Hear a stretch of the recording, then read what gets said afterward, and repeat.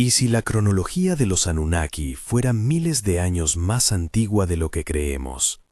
En la penumbra de una sala de museo, donde la luz apenas roza el borde de una vitrina, yace una tablilla de arcilla que parece esperar, paciente, desde otro tiempo. Si deslizaras los dedos sobre su superficie, notarías las hendiduras de un pulgar antiguo.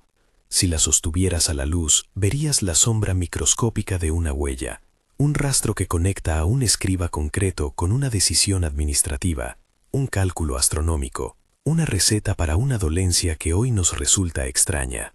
Esa huella es, en cierto sentido, una llamada, no solo a leer, sino a preguntarnos por detrás de lo que está escrito. Y entonces surge la pregunta que guía este relato.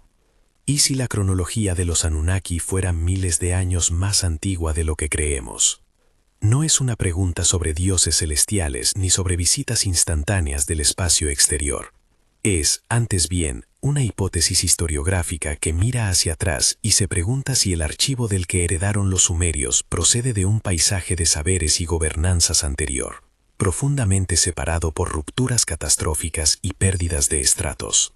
Es imaginar a los sumerios no como inventores absolutos de todo lo que se ve en Uruk o Eridu, sino como restauradores, archivistas que llegaron para poner en orden, traducir y codificar prácticas que quizá tenían raíces mucho más antiguas. Para seguir ese hilo hay que comenzar por lo más tangible, la arcilla. Las tablillas cuneiformes que han sobrevivido hasta nosotros no son literatura elevada únicamente. La mayoría son informes, listados y cuentas. Hay tablillas que registran raciones, que llevan contabilidades de cebada, de cuero, de jornales. Otras contienen tablas astronómicas, anotaciones sobre las fases visibles de Venus, listas de errores médicos y recetas con ingredientes que combinan plantas, minerales y procedimientos. Cada una de estas piezas sugiere una infraestructura social. Escuelas donde se enseñaba a escribir, talleres donde se calculaba, templos que administraban recursos. Y lo sorprendente, para quien mira con lupa, es la madurez técnica que se observa desde las capas más antiguas. Un sistema numérico sexagesimal profundamente integrado en medidas astronómicas, un repertorio de operaciones matemáticas que permite fracciones y geometría práctica, procedimientos médicos ya codificados. No parece el amanecer torpe de una tecnología en formación, parece la conservación de un cuerpo técnico ya desarrollado. Miremos Uruk, por ejemplo. Hacia el cuarto milenio antes de nuestra era, las fechas son aproximadas y dependen de las calibraciones radiocarbónicas y de las correlaciones estratigráficas. Uruk aparece como una ciudad de gran densidad demográfica, con complejos arquitectónicos, administración centralizada y escritura plenamente funcional. Eridu, que algunos consideran anterior en estratigrafía, presenta también indicios de rituales institucionalizados y prácticas artesanales avanzadas. La facilidad con la que los sumerios registraron fórmulas astronómicas o listados administrativos invita a preguntarse, ¿de dónde venía ese saber? ¿Fue producto de una rápida invención local o herencia de etapas anteriores cuyo rastro fue borrado por tabiques de sedimento, inundaciones o pérdidas culturales? Aquí aparece una de las piezas que más ha intimidado a los historiadores, la llamada King List sumeria.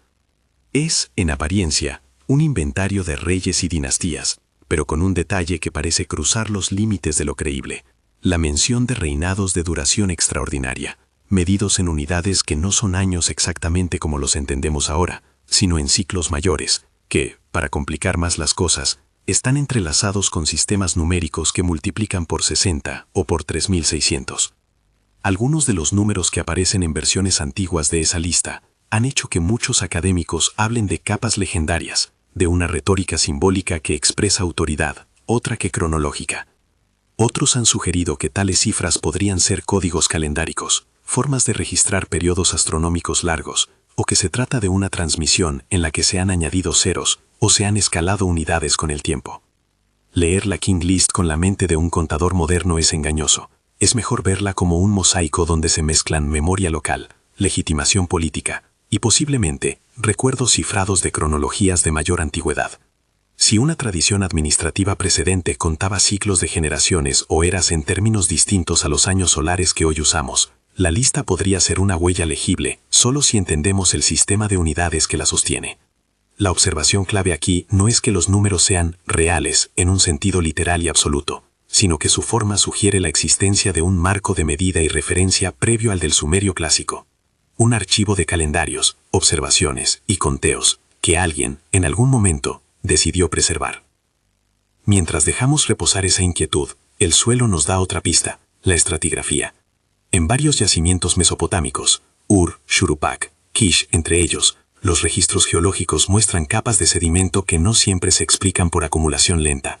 Hay horizontes de depósito que contienen material cultural enterrado abruptamente bajo limo o arenas, y que a menudo se asocian, en dataciones aproximadas, a episodios de inundación masiva.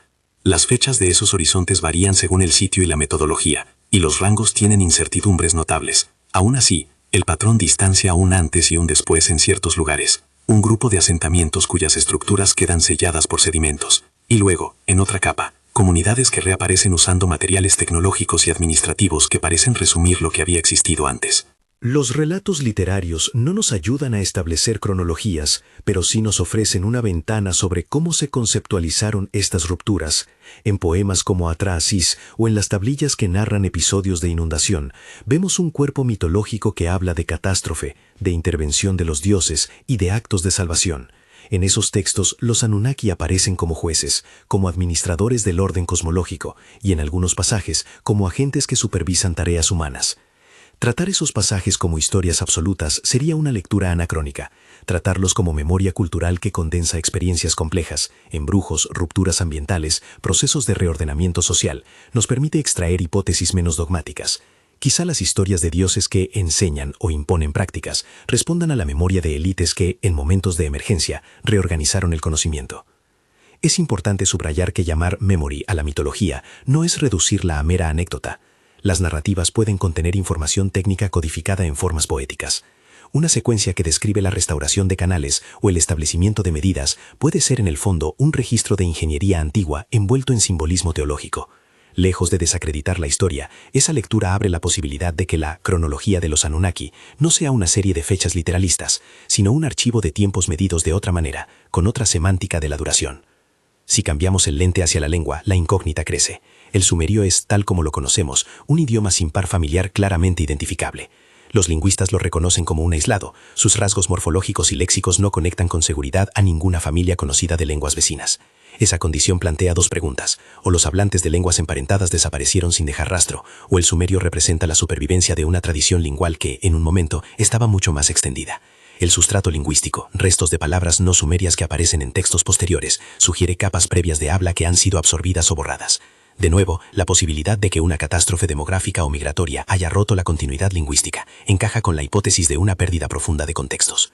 Mientras tanto, en las aulas de investigación, los arqueólogos del siglo XX como Leonard Woolley y los epigrafistas que trabajaron en Babilonia y Nippur desenterraron evidencias que confirmaron la complejidad técnica de estas sociedades. Woolley, en sus excavaciones en Ur a finales de los años 1920 y 1930, encontró tumbas regias, depósitos rituales y capas de ocupación que el equipo interpretó con los métodos de la época. Desde entonces, la metodología ha avanzado. Dataciones por radiocarbono, análisis de polen, estudios de microestratigrafía han permitido afinar cronologías y reinterpretar horizontes. Pero la fotografía sigue siendo parcelares. Hay zonas que todavía no se han explorado suficientemente en términos estratigráficos profundos. Hay depósitos lacustres y aluviales que cubrieron restos orgánicos con una eficacia que hace difícil la recuperación. Por eso parte de la discusión actual no es sobre si hubo o no capas más antiguas, sino sobre si esas capas, cuando aparecen, soportan la idea de una tradición técnica previa a la que atribuiríamos a los Anunnaki.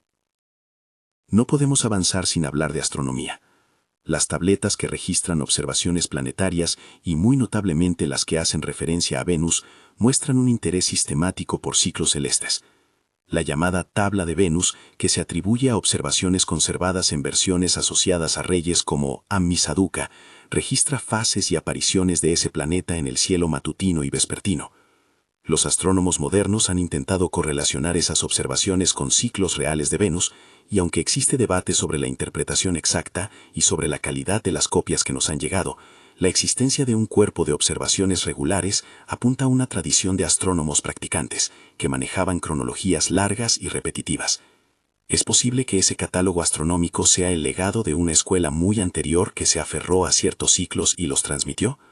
Si así fuera, la cronología que los sumerios consignaron podría estar midiendo, en parte, ritmos heredados.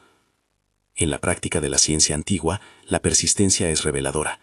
Tecnologías como la metalurgia, medicinas que mezclan fórmulas complejas y procedimientos administrativos parecen haber tenido continuidad y estabilidad en su transmisión. Eso es coherente con la existencia de instituciones formales, templos, escuelas de escribas, que hacían del registro, la copia y la enseñanza una rutina. Sin embargo, institucionalidad no equivale a creación ex nihilo. Un templo puede ser tanto creador como conservador. La hipótesis que aquí nos ocupa propone que en varios casos las instituciones sumerias actuaron como archivistas de saberes más antiguos que ya existían en alguna forma en su entorno inmediato o en poblaciones previas. A estas alturas conviene detenerse en la advertencia metodológica. Nada de lo anterior demuestra, en términos categóricos, que la cronología de los Anunnaki sea millares de años anterior. Lo que se ha dicho es que hay indicios que hacen plausible esa lectura y que exigen investigación adicional. Las evidencias son fragmentarias y las interpretaciones competitivas. Un número en la King List puede ser una metáfora, una unidad perdida o un error de copia. Una capa de limo puede deberse a una crecida local, a una inundación regional o a procesos fluviales complejos. Una palabra aislada puede ser sustrato o préstamo. La fuerza de la hipótesis reside en la confluencia de pistas, patrones numéricos que coinciden con intereses astronómicos, estratos sedimentarios que muestran rupturas, mitos que narran catástrofes y una lengua que permanece sin par. Aún así, el paso de la posibilidad a la certeza exige dataciones directas, correlaciones estratigráficas más extensas y, sobre todo, más tablillas que hablen explícitamente de una tradición anterior. Si esta cuestión te interesa y quieres que sigamos deshilando estas pistas, astronomía, tabulaciones numéricas, estratigrafía y lingüística, acompáñanos en la serie. Suscríbete para recibir los próximos episodios, donde iremos pieza por pieza, sin apresuramientos, y pondremos bajo la lupa tanto las pruebas que parecen apuntar hacia atrás como las explicaciones alternativas que los expertos proponen. Volvamos a la tablilla en la vitrina. Si en la sala hay silencio, la arcilla todavía habla, no con voz literal, pero con marcas, repeticiones y fórmulas que delatan rutinas. Hay tablillas donde se encuentra la repetición de un símbolo o de una secuencia matemática. Hay otras donde aparecen listas de nombres de oficio, medidas de área, equivalencias entre unidades y precios. Todo eso exige un cuerpo de conocimiento compartido y regulado. El punto crucial es que en algunas de esas tablas, la sofisticación técnica sugiere no un origen reciente, sino el producto de generaciones de práctica. Es como si los sumerios hubieran llegado a una biblioteca técnica ya parcialmente formada y se hubieran dedicado a transcribirla, reorganizarla y adaptarla a su propio marco político. Aquí es donde los nombres mitológicos entran en escena sin convertirse en protagonistas históricos. Enki, Ninhursag, Enlil, Anu y el conjunto llamado Anunnaki aparecen en distintos contextos, a veces como actores teológicos, otras como símbolos de funciones. En ciertas listas, los Anunnaki figuran como jueces o portadores de decretos. En relatos de creación, son parte del equipo divino que modela el mundo. Interpretarlos literalmente como seres que hicieron o trajeron tecnologías sería exceder la evidencia. Más productiva resulta una lectura comparativa. En muchas culturas antiguas, las figuras divinas sintetizan roles reales de personas o colectivos, sacerdotes, sabios, administradores. Así, una figura como Enki puede encarnar la memoria de especialistas en agua, canalización o higiene. Enlil, la autoridad política que controla el orden territorial. Y los Anunnaki, un grupo conceptual que articula la idea de administración superior. Es una lectura que reduce el impulso a ver milagros y, en su lugar, abre la puerta a entendimientos sociales y técnicos codificados en vocablos religiosos. A medida que uno recorre las colecciones de tabletas, es inevitable dar con pasajes que describen enseñanzas, transmisiones y la creación de listas y cánones. Esos pasajes no siempre son explícitos sobre la cronología, muchas veces usan fórmulas de legitimación. Pero cuando se suman a los datos estratigráficos y a la evidencia tecnológica, construyen una imagen sugerente, la de una cadena de transmisión intergeneracional que pudo haberse iniciado antes de lo que nuestras cronologías habituales sitúan como el inicio de lo sumero. En otras palabras, que la narrativa de origen que solemos aceptar, una invención súbita en el cuarto milenio, podría ser, en algunos ámbitos, la historia de una recuperación, asentar, ordenar y reescribir conocimientos que se salvaron de una ruptura. la hipótesis sigue enfrentando resistencias poderosas. Los arqueólogos señalan que la arqueología de superficie y las técnicas modernas han revelado progresiones locales de complejidad en muchos contextos que son compatibles con una evolución interna. Los lingüistas recuerdan que el aislamiento del sumerio no necesariamente implica desaparición previa de familias relacionadas y que las relaciones lingüísticas pueden borrarse por procesos de reemplazo, mezcla y aislamiento. Los geólogos, por su parte, insisten que los sedimentos interpretados como evidencia de inundación masiva pueden responder a mecanismos locales y no a catástrofes regionales uniformes. Todas esas objeciones son legítimas, pero la convergencia de múltiples líneas de investigación exige al menos que tomemos la posibilidad en serio. Aún queda por explorar en detalle cómo los números de la King List se relacionan con el sexagesimal y con sistemas de ciclos mayores. Hay que preguntarse si las unidades largas que aparecen pudieron ser en algún momento partes de un calendario ritual astronómico con raíces más antiguas. Asimismo, es necesario analizar con cuidado las tablas astronómicas y sus copias para evaluar hasta qué punto registran observaciones continuas o reconstrucciones posteriores. En la superficie, todo esto puede sonar como deducción especulativa. En el laboratorio y en el archivo, cada número, cada partitura de arcilla, cada análisis de limo pueden inclinar la balanza hacia una interpretación u otra. Antes de cerrar este tramo de la discusión, conviene poner en perspectiva la magnitud de la afirmación hipotética. Postular que la cronología asociada a los Anunnaki es miles de años anterior no significa automáticamente que exista un pueblo Anunnaki cuyos restos masivos y visibles estén desaparecidos. Significa, más modestamente, que el registro textual y el sistema de referencias del que se apropiaron los sumerios podrían contener en su arquitectura numérica y en sus mitos rastros de ciclos, medidas y autoridades que fueron activos en un pasado mucho más remoto. Es una hipótesis que reconfigura la dirección de la investigación. En lugar de buscar un origen absoluto en Uruk, mirar con mayor atención las capas inferiores, las variaciones dialectales y los posibles sustratos que han sido olvidados por la estratigrafía y por las copias sucesivas. A partir de aquí, el camino se bifurca en varias direcciones de investigación que merecen episodios propios. Intentar decodificar la numerología de la King List con modelos calendarísticos alternativos. Revisar las dataciones de las capas de inundación con nuevos métodos. Confrontar las secuencias astronómicas con cálculos modernos para ver si encajan con ciclos previos. Y, acaso lo más difícil, buscar evidencias materialmente anteriores que podrían sostener la idea de una tradición técnica previa. Cada uno de esos frentes exige trabajo crudo, lento, laboratorial. No son cabriolas teóricas para tertulias nocturnas. Son tareas de campo, de laboratorio y de paciencia historiográfica. Al dejar la vitrina por ahora, la pregunta persiste y se espesa. La tablilla con la huella no ha revelado aún su última palabra. Todavía quedan por leer los números que parecen no ser años, las capas que podrían esconder poblaciones enteras, las palabras aisladas que pueden ser trazas de lenguas perdidas. En la próxima etapa nos iremos más profundamente hacia algunos de esos materiales. Analizaremos en detalle la King List y su relación con medidas astronómicas. Excavaremos conceptualmente las capas de inundación y veremos qué dicen las dataciones. Y revisaremos cómo la lengua puede actuar como fósil de poblaciones desaparecidas. Por ahora, lo que podemos sostener con certeza es lo siguiente.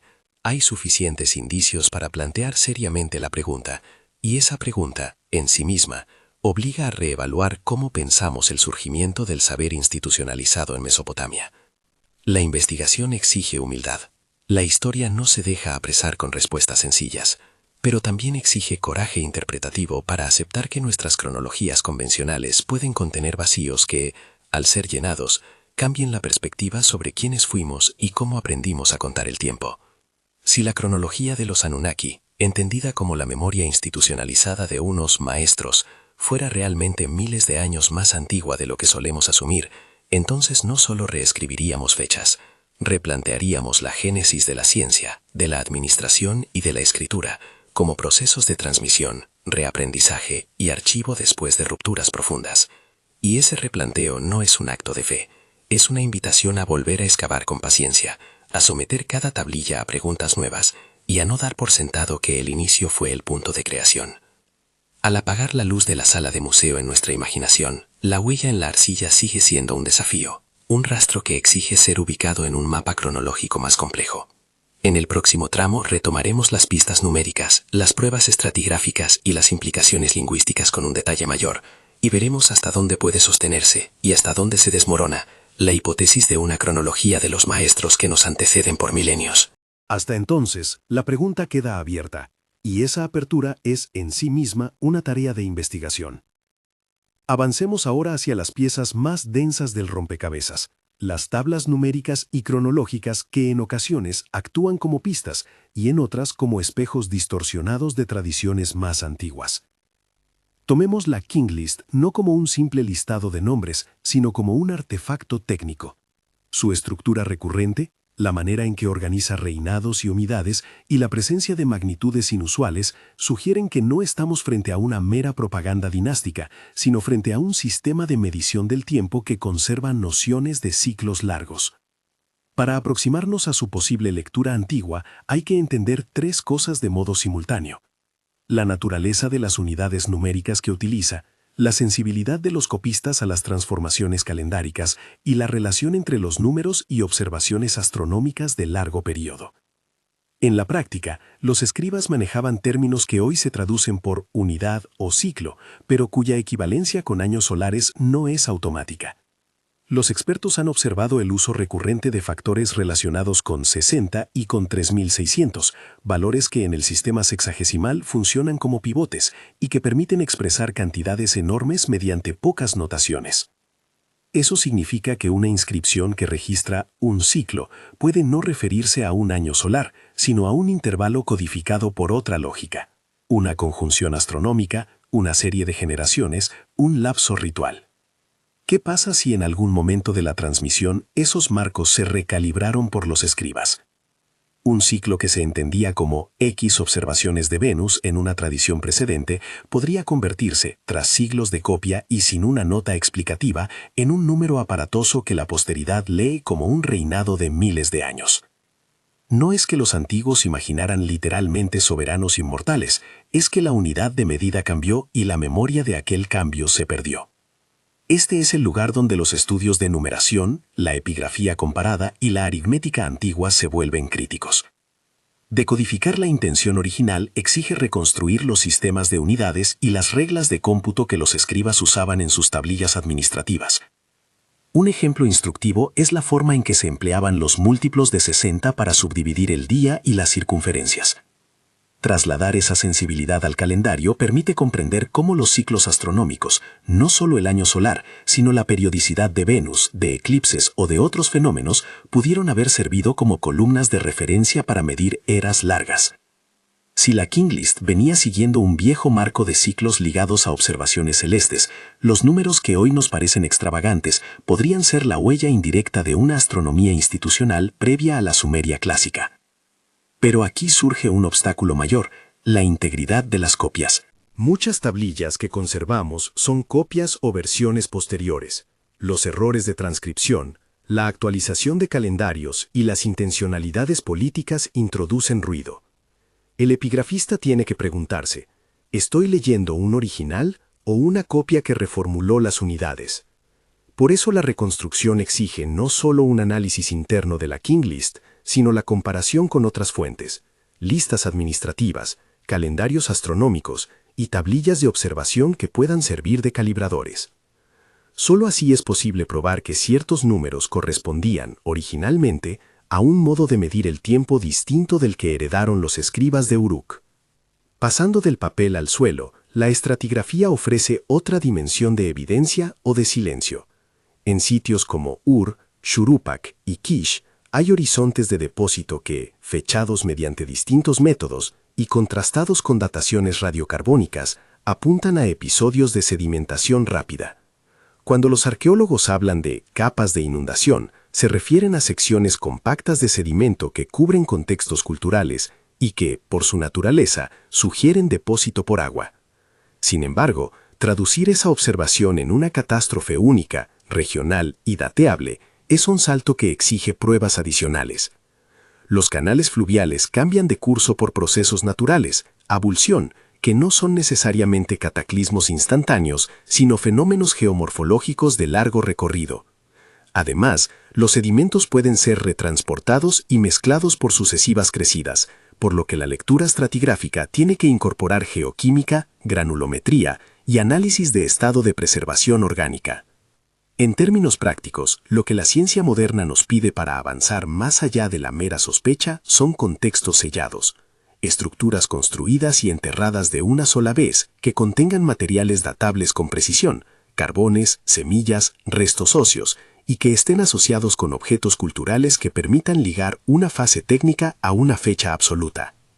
La carencia de muchos de esos contextos en la época que nos interesa complica el debate.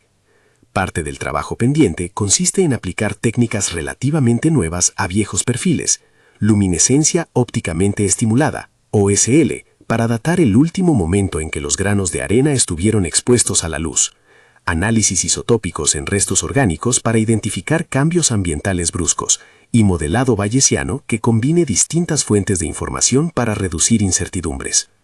Mientras los geólogos y arqueólogos afinan esas herramientas, la astronomía antigua ofrece un corredor alternativo para la datación, la tabla de Venus asociada a observaciones atribuidas a reyes posteriores, pero que, posiblemente, condensan un conocimiento heredado. Venus muestra ciclos que se repiten con una periodicidad que los antiguos podían observar y anotar. Sus apariciones matutinas y vespertinas se convierten en cronómetros naturales. Si una secuencia registrada en una tablilla puede cotejarse con cálculos astronómicos modernos, tener en cuenta los traslapes de calendarios lunares, intercalaciones y ajustes, habría al menos una posibilidad de fijar ciertos tramos temporales con mayor certeza. Pero la realidad es compleja. Las copias de las tablas de Venus varían, y su interpretación depende de supuestos sobre el calendario en uso en la época de la observación original. ¿Se usó un calendario lunar estrictamente sin intercalaciones? ¿Se aplicaron correcciones estacionales? Cada hipótesis introduce variabilidad en la datación. Por eso el diálogo entre arqueoastrónomos, epigrafistas y cronólogos es imprescindible. Solo una aproximación interdisciplinaria puede acotar las posibilidades y descartar lecturas imposibles. A todo esto se suma la cuestión lingüística. El sumerio, un aislado, actúa como un fósil que guarda pistas sobre un pasado lingüístico del que pocas otras trazas perduran. Cuando los lingüistas hablan de sustratos, se refieren a restos de palabras, topónimos o rasgos morfológicos que no encajan con la cadena genética conocida y que, por tanto, sugieren una capa anterior de hablas absorbidas o reemplazadas. En la práctica, identificar un sustrato requiere una triangulación cuidadosa entre onomástica, nombres de lugares y personas, préstamos detectables y la distribución geográfica de rasgos fonológicos o morfológicos. Si en varias regiones de la Mesopotamia Baja se documentan topónimos que no se explican mediante sumerio o semítico, la hipótesis de una población lingüística previa adquiere peso. Eso no equivale a afirmar que existió una lengua madre continental y homogénea. Más plausible es el escenario de un mosaico de dialectos y lenguas relacionadas que, por diversas razones, catástrofe, desplazamientos, asimilación, desaparecieron o se diluyeron. La desaparición de parentelas lingüísticas es un fenómeno documentado en otras partes. El contacto prolongado, las conquistas y las crisis ambientales pueden producir reducciones y mezcla que borran relaciones genéticas a lo largo de pocos siglos. Aquí la pregunta que importa para nuestra hipótesis es metodológica. ¿Pueden las huellas sustrato, combinadas con estratos arqueológicos sellados y con patrones técnicos continuos, sostener la idea de una tradición previa transferida a los sumerios? Es una pregunta abierta, pero tratable si los investigadores buscan correlaciones sistemáticas entre topónimos, técnicas artesanales y capas datadas. Delimitado el problema técnico, conviene considerar modelos explicativos alternativos, porque cualquier lectura responsable debe enfrentar la parsimonia. Una posibilidad es la del surgimiento local. La complejidad técnica y administrativa aparece por evolución endógena, por acumulación de innovaciones sociales en núcleos urbanos que, en el cuarto milenio, alcanzan umbrales de escala que permiten la escritura, la administración y la astronomía. Ese modelo tiene el mérito de ajustarse a muchos contextos arqueológicos donde la complejidad surge gradualmente y puede demostrarse mediante secuencias cerámicas, cambios arquitectónicos y crecimiento poblacional. Otra explicación es la de la difusión cultural. Técnicas y conceptos viajan por redes comerciales y se adoptan con rapidez, lo que explicaría la rápida adopción de sistemas avanzados sin la necesidad de postular una tradición técnica previa concentrada en el corazón de Mesopotamia. Frente a esos modelos, nuestra hipótesis central, la de una cronología de los maestros más antigua, no necesita negar la validez de la evolución local ni de la difusión. Propone, en cambio, que ambas fuerzas pudieron operar sobre un sustrato cuya memoria sobrevivió en mitos, en numerología y en prácticas institucionales. En la práctica, aunque la complejidad pueda surgir localmente, la existencia de ciclos de observación astronómica de largo periodo o de medidas administrativas sistemáticas requiere tiempo acumulado, la repetición durante generaciones, la existencia de escuelas y de hábitos de copia. Eso sugiere que, incluso en un modelo de surgimiento local, hay espacio para aceptar que parte del bagaje técnico era anterior y fue heredado, no inventado ex nihilo en una sola generación. ¿Qué tipo de pruebas moverían esta hipótesis de lo plausible hacia lo probable? Enumerarlas es útil porque convierte una discusión especulativa en una agenda de investigación concreta. Primero, contextos sellados con dataciones directas que muestren técnicas complejas antes de los horizontes tradicionales de Uruk. Segundo, tablillas administrativas o astronómicas provenientes de capas más profundas que contengan terminología técnica coherente con la práctica posterior. Tercero, correlaciones entre depósitos de inundación y cambios culturales que permitan distinguir entre variaciones locales y episodios de gran escala. Cuarto, evidencias lingüísticas robustas de sustratos en toponimia y lexicón especializado que remitan a un grupo técnico o administrativo preexistente. Quinto, análisis metrológicos que demuestren continuidad entre sistemas de medida anteriores y posteriores. La combinación de estos elementos no probaría el modelo de modo absoluto, pero acotaría las probabilidades. Mientras tanto, hay que proteger la discusión de dos trampas frecuentes. La primera es la tentación de convertir las lagunas en pruebas. La ausencia de evidencia no es evidencia de ausencia, pero tampoco equivale a una señal positiva de una civilización perdida. La segunda es la lectura literalista de la mitología, atribuir a figuras como Enki o a las colecciones de los Anunnaki funciones tecnológicas concretas sin el andamiaje probatorio es cruzar la frontera entre interpretación útil y ficción historiográfica. El enfoque productivo permanece en la franja media. Los mitos pueden ser fuentes de pistas si se usan como ventanas interpretativas, no como cuentos que validan conclusiones científicas. Más allá de las pruebas, merece reflexión la naturaleza de lo que están preservando esos textos. La técnica no es mera aplicación instrumental, es un modo de cognición social que incorpora modos de medir, de clasificar y de prever. Cuando los escribas registran una lista de equivalencias entre sacos de cebada y días de trabajo, no están solo llevando cuentas, están construyendo una economía de expectativas. Esa economía requiere continuidad, saber que una fórmula funciona hoy porque ha sido probada antes.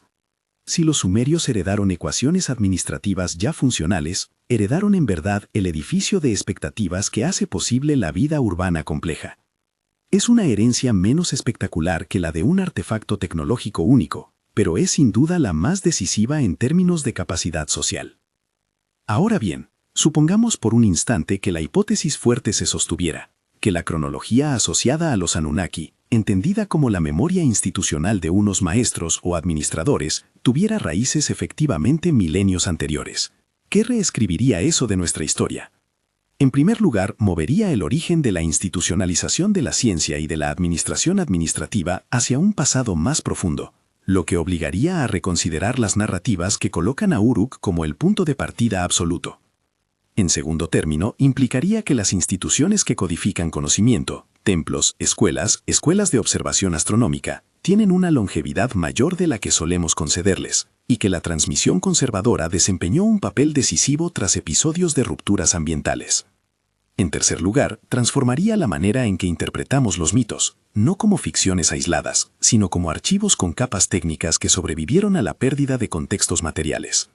Sin embargo, y este es un matiz que la prudencia histórico-científica obliga a subrayar, nada de esto implicaría la existencia de un pueblo Anunnaki homogéneo ni la presencia de tecnologías anacrónicas. Lo que cambiaría sería la cronología de la transmisión, no el carácter humano y social de la tecnología. Aceptar que una tradición administrativa es más antigua no equivale a postular causas sobrenaturales o agentes exógenos. Equivale a reconocer la capacidad humana de conservar y reconstruir saberes incluso en condiciones adversas. En el terreno de la investigación aplicada, la hipótesis abre caminos concretos. Uno es la reevaluación sistemática de colecciones antiguas en museos. Muchas tablillas procedentes de excavaciones tempranas fueron publicadas con descripciones parcas, y hoy pueden reexaminarse con técnicas analíticas nuevas, análisis de tinta, microerosión, imagen multiespectral, que permiten identificar palimpsestos, correcciones y fases de copia que antes pasaban desapercibidas. Otro frente es la exploración geomorfológica. Con tecnologías de teledetección, LIDAR y sensoramiento hiperespectral, se pueden identificar antiguos meandros y lagunas cubiertas por sedimento, que serían lugares prime para muestreos estratigráficos y OSL. Un tercer eje es la colaboración entre filólogos y modeladores astronómicos para reenfocar las tablas planetarias con parámetros de calendario alternativos y someterlas a pruebas de robustez. Todo esto exige paciencia institucional. La arqueología profunda y la datación fina no se realizan en fines de semana. Requiere fondos, permisos y una ética de trabajo que respete los contextos. También implica, necesariamente, la transparencia de resultados y la disposición a revisar hipótesis en función de nuevas pruebas. Ese es el modo en que la historia se enriquece, a través de combinar la imaginación rigurosa con el escrutinio empírico. Antes de cerrar, conviene revisar algunos malentendidos que suelen aparecer en estos debates. No es lo mismo postular antigüedad que pedir una sustitución total del consenso. El argumento no pretende borrar la contribución indudable de los sumerios, sino problematizar la idea de invención absoluta. Tampoco es coherente con la evidencia científica transformar episodios míticos en narrativas factuales. Las mitologías son recursos heurísticos, no registros cronológicos precisos. Y finalmente, hay que mantener distancia crítica frente a lecturas que convierten la falta de datos en mitos fundacionales. La ciencia histórica no progresa construyendo mitologías alternativas, sino afinando hipótesis con evidencias replicables. Regresando a la imagen de la arcilla en la vitrina, imaginemos ahora que, bajo la superficie lisa de una tablilla, se descubre una corrección marginal que sugiere una transposición de unidades, o que un perfil estratigráfico, revisado con OSL, muestra que debajo de un horizonte atribuido a la fase Urok hay una ocupación con vestigios administrativos primarios.